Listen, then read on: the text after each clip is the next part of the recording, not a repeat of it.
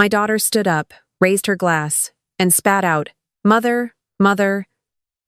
Dottie's the mother I deserved, not you. She'll be my baby's real grandmother." The room roared. But I sat there, choking on rage, my heart shredded to pieces. 35 years of my blood and tears, obliterated in one cruel moment. And this is how I rose from the ashes. I'm Susan Carter, a widow at 40, scraping by in Fredericksburg, Virginia, where the summers hum with cicadas and the winters bite like regret. When my husband John died in a car accident 20 years ago, I buried my dreams of art school under a pile of bills and a little girl's tears. Emily was 15, all elbows and anger, needing a mother who could keep the lights on. So, I worked 12-hour shifts at the local grocery store, my hands raw from scanning cans and bagging dreams that weren't mine. Every dollar I earned went to Emily's ballet lessons, her prom dress, that beat-up Ford Focus I bought for $3,000 so she could drive to college. I sold my grandmother's pearl necklace to cover her tuition when scholarships fell short.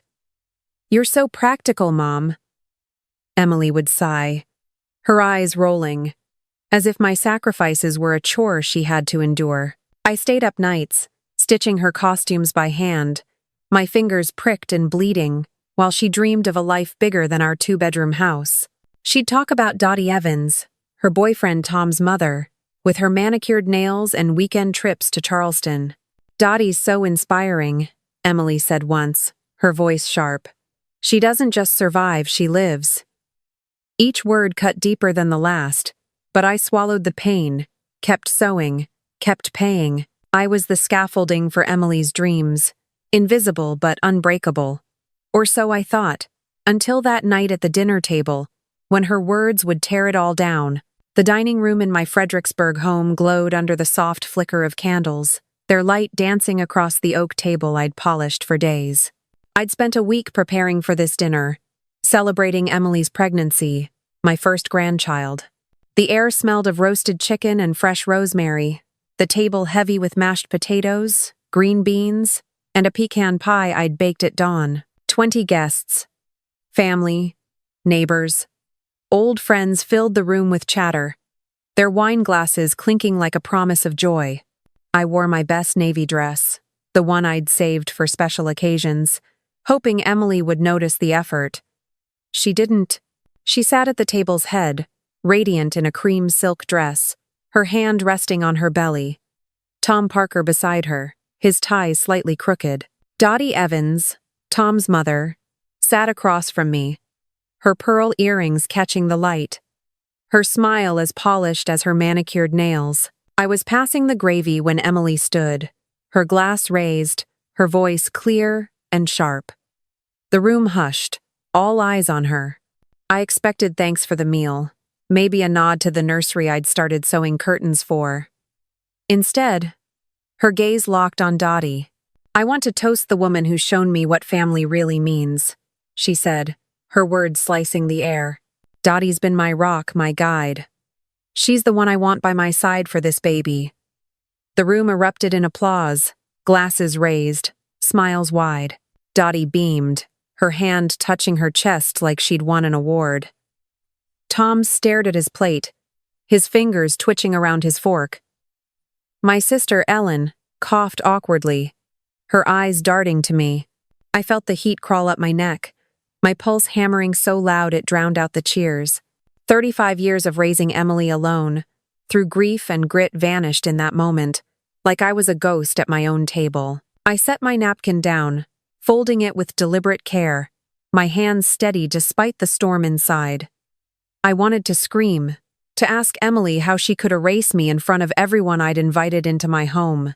But my voice stayed locked in my throat, heavy as the $3,000 I'd spent on her college books, the nights I'd gone hungry so she could have new shoes. "Susan, you okay?" Ellen whispered, her hand brushing mine. I nodded, a lie, my jaw so tight I thought my teeth might crack. Emily didn't look at me, not once. She laughed with Dottie, clinking glasses, as if I wasn't sitting 10 feet away. The woman who'd carried her through fevers and heartbreak. The room spun, the candlelight blurring into a haze of betrayal. I saw my neighbor, Mrs. Jenkins, glance at me with pity, her lips pursed. Even Tom wouldn't meet my eyes. His shoulders hunched like he knew what was coming. I pushed my chair back, the scrape of wood on tile cutting through the chatter like a gunshot. No one stopped me. No one called my name. I walked past the framed photos on the wall, Emily at her first recital, me clapping until my hands hurt. Emily graduating, me in a borrowed dress, smiling through exhaustion.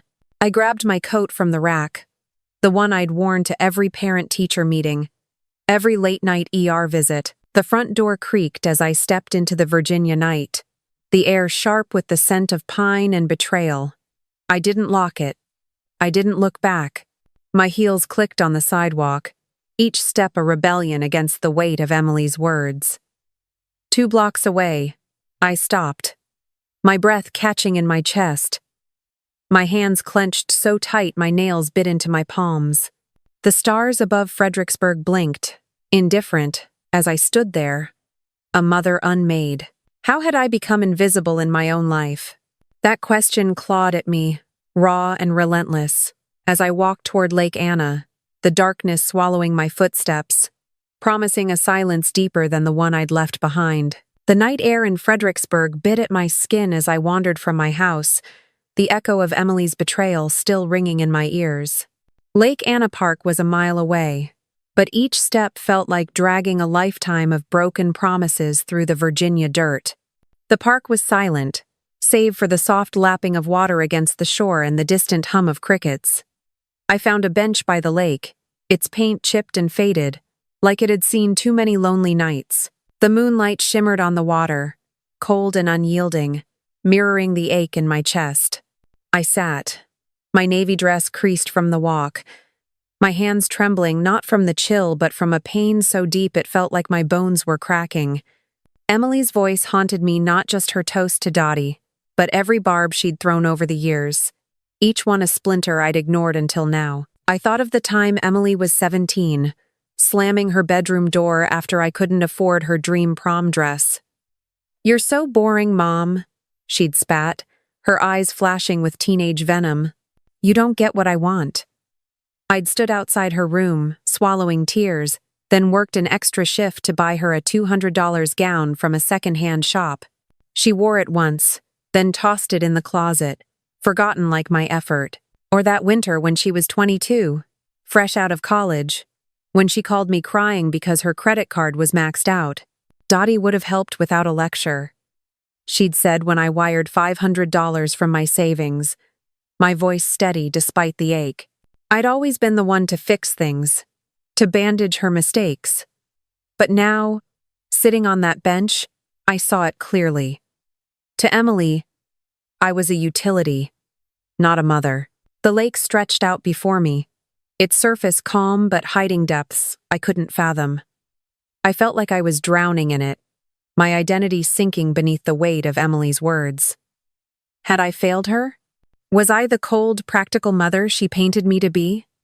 I remembered the nights I'd sat at our kitchen table, balancing bills under a flickering bulb, choosing her ballet classes over my own art supplies. I'd given her stability, not sparkle, because that's what a mother does when the world takes her husband and leaves her alone.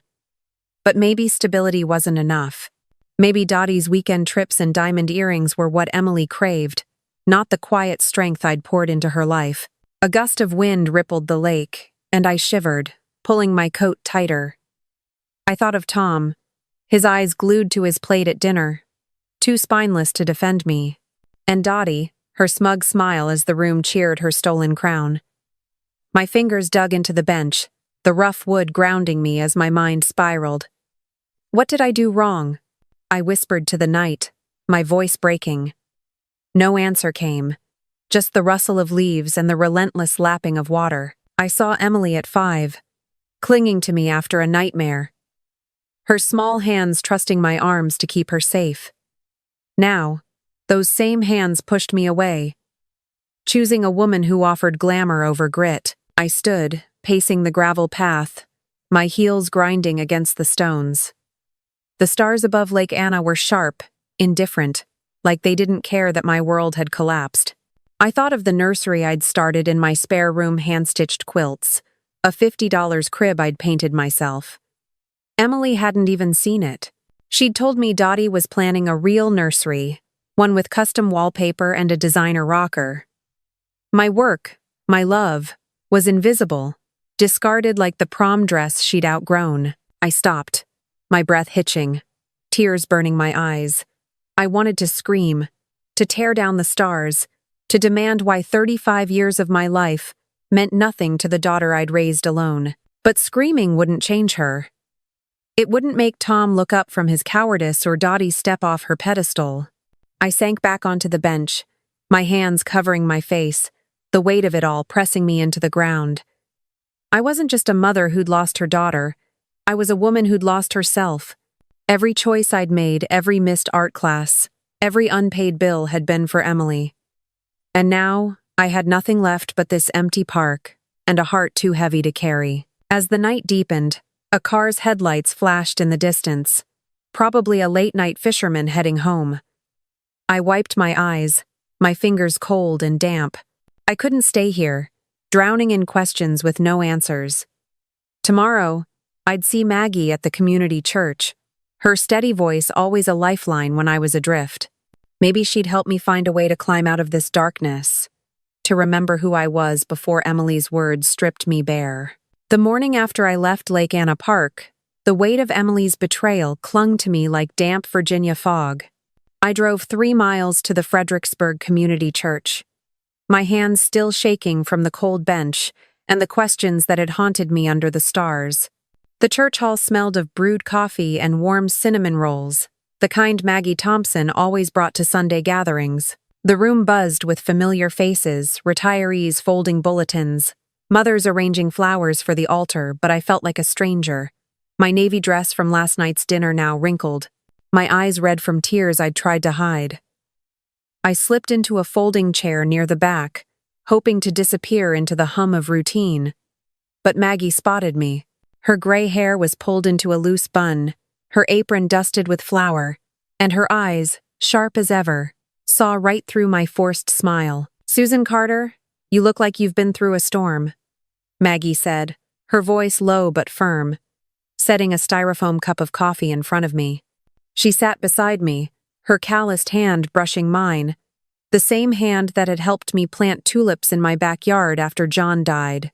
I wanted to lie, to say I was fine, but the words stuck in my throat, heavy as the $50 crib I'd painted for Emily's unborn child.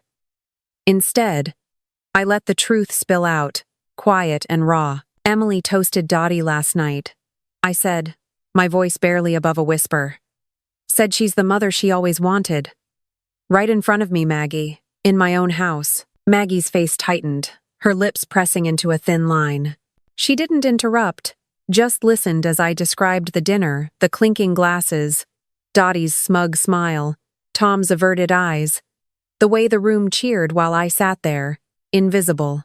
I told her how I'd walked out, how the night air at Lake Anna hadn't answered my questions about what I'd done wrong.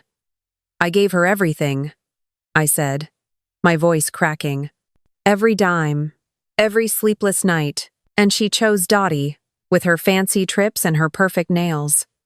I stared at the coffee, its steam curling like the doubts that had choked me by the lake. Maybe I was never enough. Maybe I'm the mother she says I am cold. Too practical. Not enough sparkle. Maggie leaned forward, her eyes fierce, like she was ready to fight the world for me. "Susan, you listen to me," she said, her voice steady as the church's old oak beams. "You raised that girl alone when John died. You kept her fed, clothed, educated, while you were grieving. You think Dottie could have done that? With her Charleston vacations and her store-bought charm? No, ma'am. You gave Emily a foundation, not a fairy tale, because that's what she needed." She grabbed my hand, her grip firm. "You organized the church fundraiser when we almost lost this building. You drove Mrs. Jenkins to chemo every Tuesday for a year, never asking for gas money. You're not just a mother, you're a damn pillar in this town." Her words hit me like a gust of warm wind, loosening the knot in my chest. I saw flashes of those moments counting pennies for the fundraiser, sitting with Mrs. Jenkins in the hospital, my hands steady even when my heart wasn't. Maggie was right. I'd built more than Emily's life. I'd built a community piece by piece without ever asking for applause. But Emily's rejection had made me doubt it all, made me feel like my strength was a flaw. "She's ashamed of me," I murmured, my voice trembling. "She wants Dottie's glitter, not my grit." Maggie shook her head, her voice softening but still fierce. "Emily's ashamed of her own reflection, not you. You held up a mirror to her, showed her hard work, sacrifice, love that doesn't come with a price tag. She's running from that truth, chasing Dottie's shine instead." She squeezed my hand tighter. "But you don't need her to see you to know who you are. You're Susan Carter, and you've carried more than most folks could dream of." I sat there, the coffee growing cold, Maggie's words sinking into me like rain into parched soil. For the first time since Emily's toast, I felt a flicker of something hope, maybe, or the faint outline of my own worth. I wasn't ready to forgive, not yet, but I was starting to see that my value didn't live in Emily's eyes. It lived in the life I'd built, the people I'd lifted, the woman I'd become despite the pain. I thought of the painting class at the community center, the one I'd driven past 100 times but never dared to join. Maybe it was time to stop passing it by. As Maggie stood to refill the coffee pot, she glanced back at me. "You coming to the potluck tomorrow?" she asked, a knowing smile in her eyes. I nodded, a small act of defiance against the darkness I'd carried from Lake Anna. Tomorrow, I'd face Emily's call, her inevitable request for help, and for the first time, I'd be ready to say no, not out of anger, but out of clarity. The afternoon sun filtered through my kitchen window in Fredericksburg, casting long shadows across the linoleum floor I'd scrubbed 1,000 times for Emily. I stood at the sink, washing a single coffee mug, the one Maggie had handed me at the church yesterday, her words still echoing. "You don't need Emily to see you to know who you are."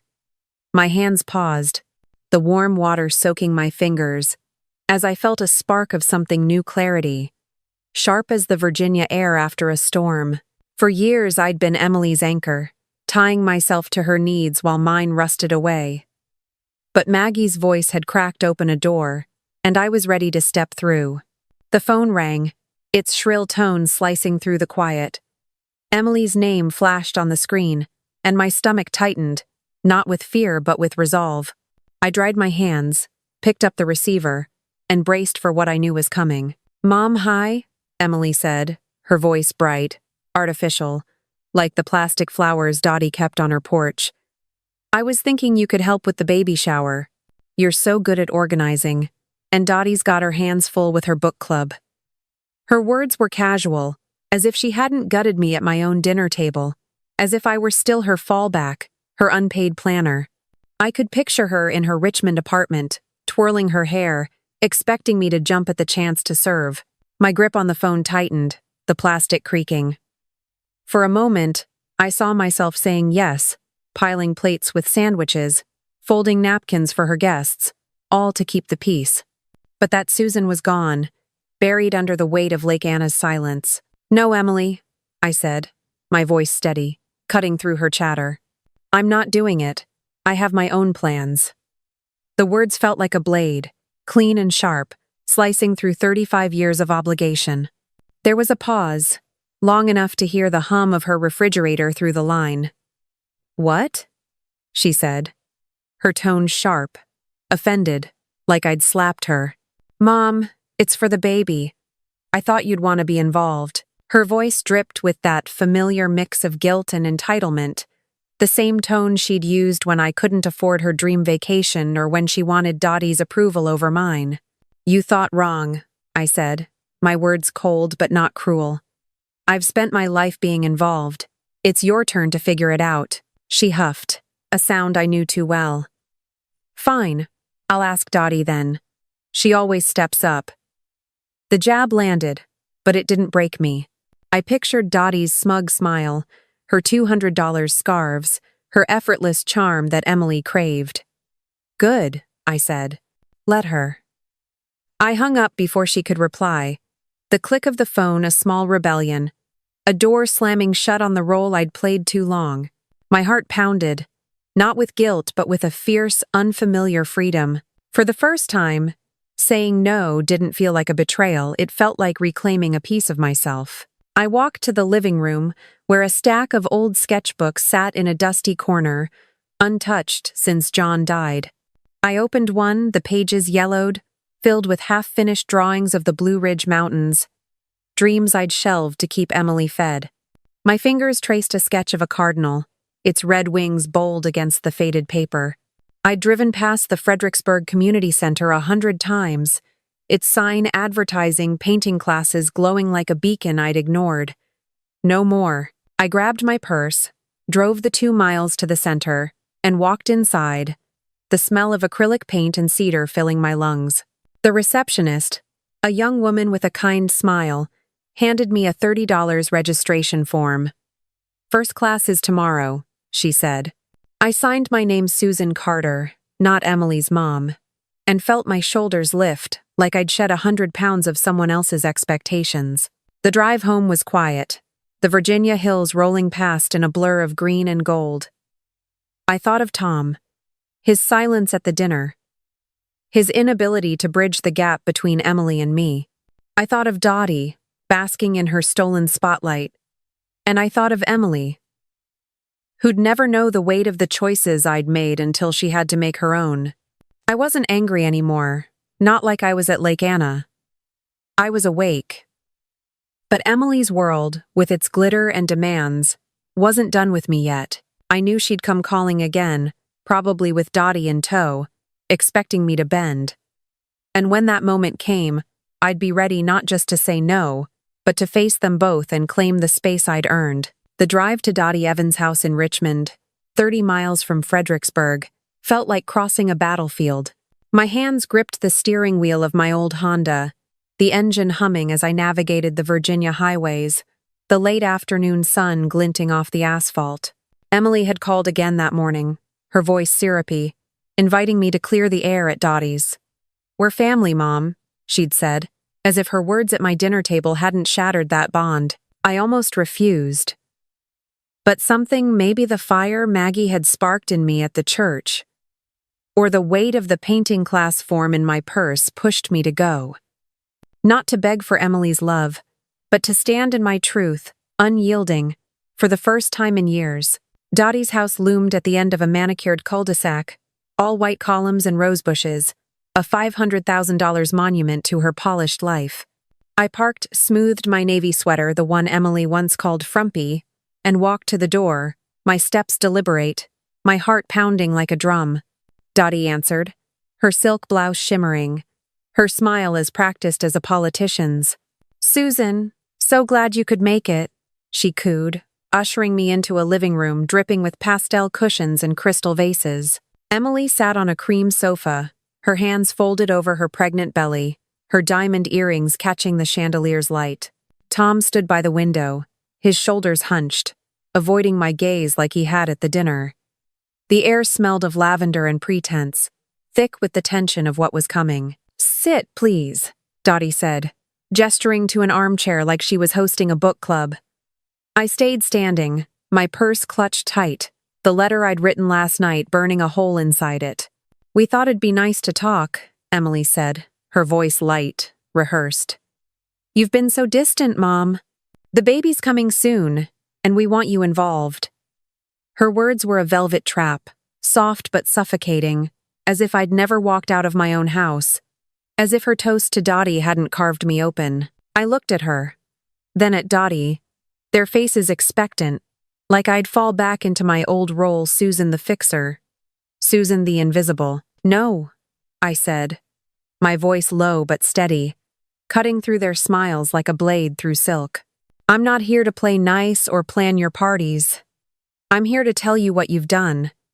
Emily's eyes widened, her lips parting, but I didn't stop. "You stood in my home, Emily, and told everyone Dottie was the mother you wanted. You erased 35 years of my life, every late night, every dollar I scraped together, every dream I buried, so you could have yours." My voice rose, not with tears but with a fury I'd kept locked away too long. "And you, Dottie, you lapped it up, didn't you? Smiling like you'd earned my place." Dottie's face stiffened, her hand touching her pearls. "Susan, that's unfair," she said, her tone sharp but controlled. "I've only supported Emily. There's room for all of us." I laughed, a bitter sound that echoed off her pristine walls. "Room? Maybe. Respect? Number? You've never raised a child alone, Dottie. You've never sold your last keepsake to pay for school. You offer trips to Charleston, not sacrifice." I turned to Emily, her face pale, her hands trembling. "And you, Emily, you chose her shine over my strength. You didn't just reject me, you rewrote me as nothing." Tom shifted, mumbling, "Mom, maybe we can..." But I cut him off. "Don't, Tom." You sat silent while she broke me. "You don't get to fix this now." I reached into my purse, pulled out the letter, and placed it on the coffee table. Its edges crisp, its weight heavier than the $50 crib I'd painted. "This is my truth," I said. "Every moment I carried you, Emily, when no one else would. Read it or don't. I'm not here to beg for your love. I'm here to take back mine." The room went still, the lavender scent choking, their faces frozen. Dottie's indignant, Emily's shocked, Tom's useless. I turned, my sweater brushing the armchair, and walked out, my steps echoing on Dottie's hardwood floor. The door closed behind me, a final note in a song I'd stopped singing. The Richmond air was warm, the rose bushes blurring as I drove away, my hands steady for the first time in weeks. I wasn't the broken woman from Lake Anna, nor the silent mother from the dinner. I was Susan Carter, and I was enough. But Emily and Dottie weren't done. They never would be. They'd want me back, on their terms, to fill the gaps in their perfect lives.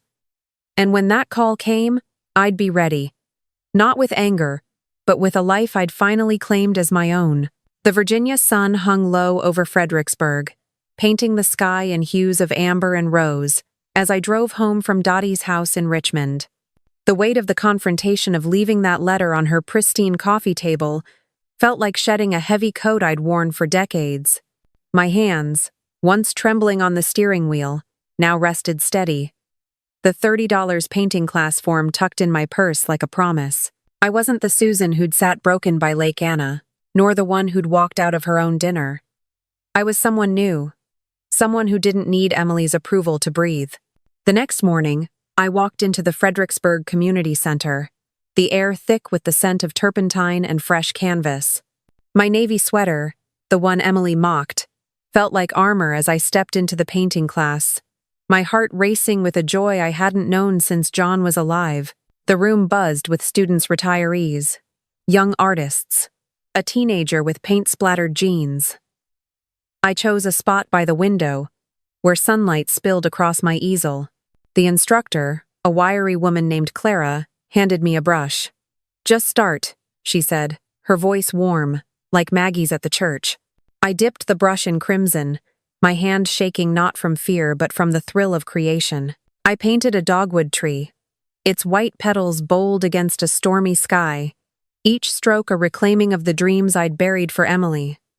When Clara paused by my canvas, she smiled. "That's got heart, Susan," she said. I nodded, my throat tight, not with tears but with pride. For the first time in years, I was making something for me. At home, I hung the painting above my fireplace, its colors a quiet rebellion against the empty frames Emily had left behind. I thought of the nursery I'd started, quilts folded, crib untouched, and decided it was time to let it go. I boxed up the baby blankets I'd sewn, each stitch a memory of hope, and drove them to the women's shelter 5 miles away. The volunteer, a young woman with kind eyes, took the box gently. "These are beautiful," she said, her voice soft. "They'll mean the world to someone." I smiled, not needing her name or thanks, just knowing my love would find a new home, free of Emily's rejection. Sunday came, and I walked into the Fredericksburg Community Church, the familiar scent of coffee and cinnamon rolls grounding me. Maggie was there, arranging hymnals, her eyes lighting up when she saw me. "Susan, you're glowing," she said, pulling me into a hug. I laughed, a sound I hadn't heard from myself in months. "I painted something, Maggie," I said, "and I gave away the nursery things. I'm done waiting for Emily." She squeezed my arm, her smile fierce. "About time you lived for you." The congregation gathered, their voices rising in a hymn, and I felt a warmth I'd forgotten, a sense of belonging that didn't depend on Emily or Dottie or Tom's silence. I stopped by the local boutique that afternoon, my $50 budget in hand, and bought a blue scarf, its silk soft as a summer breeze. It wasn't Dottie's designer brand, but it was mine, a symbol of a life no longer tethered to someone else's needs.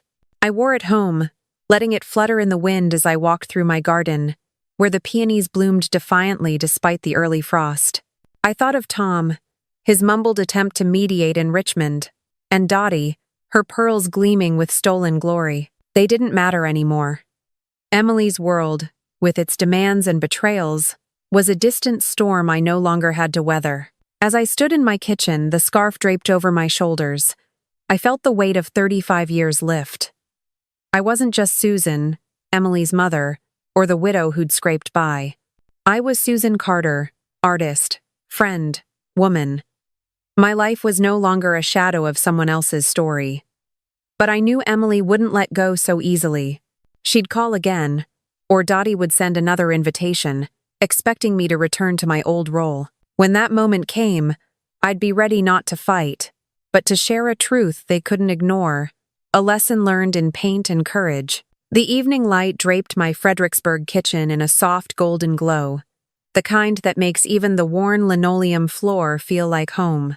I stood by the window, my new blue scarf loose around my shoulders, its silk catching the last rays of the Virginia sunset. The peonies in my garden stood tall, their pink petals unbowed by the early frost, and I felt a kinship with them, a quiet defiance, a refusal to wilt. Months had passed since I walked out of Dottie's house in Richmond, since I left that letter on her table, its words heavy with the truth of my life. Emily hadn't called since, and I hadn't waited. I'd spent too long chasing her approval, bending under the weight of her needs, only to be cast aside for Dottie's glitter. Now, I was done living for anyone but myself. I thought of the years I'd given her nights spent worrying, hands worn from work, a heart stretched thin but never broken. I'd been a mother who built a life from scraps, who chose resilience over resentment.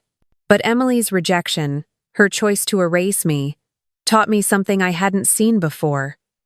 My worth didn't live in her eyes, or Tom's silence, or Dottie's smug nods. It lived in me in the dogwood I'd painted, in the blankets I'd given to the shelter, in the laughter I shared with Maggie at church. I'd spent decades believing love meant sacrifice, that my value was tied to what I gave others. But here, in my kitchen, with the scent of coffee lingering and my scarf soft against my skin, I knew better. Love starts with yourself, and no one can take that away. I walked to the fireplace, where my painting hung, its stormy sky and white petals a testament to a life reclaimed. I wasn't just Susan, the mother who'd lost her daughter. I was Susan Carter, a woman who'd walked through fire and found her own light. If you're listening, maybe you've felt this too. Maybe you've poured your heart into someone who didn't see it, who chose someone else's shine over your strength. I'm here to tell you, you are enough.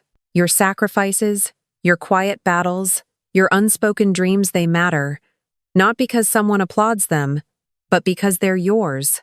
Don't wait for permission to live. Pick up that paintbrush, join that class, plant that garden. At any age, in any season, you can start again. I'm still here, in Fredericksburg, painting new canvases, sharing coffee with Maggie, living a life I choose. And I want to hear from you. Have you ever felt invisible, like your efforts were erased? Share your story in the comments. I read every one, and your voice matters. If this story touched you, give it a like. Let it reach someone else who needs it. And subscribe to The Unwanted Revenge. We're a community of people finding our way. Together. Next time, I'll share how I turned pain into art, how a single brushstroke changed everything. For now, I'll leave you with this. Your worth isn't in what you give away, it's in who you are. So go out there and live.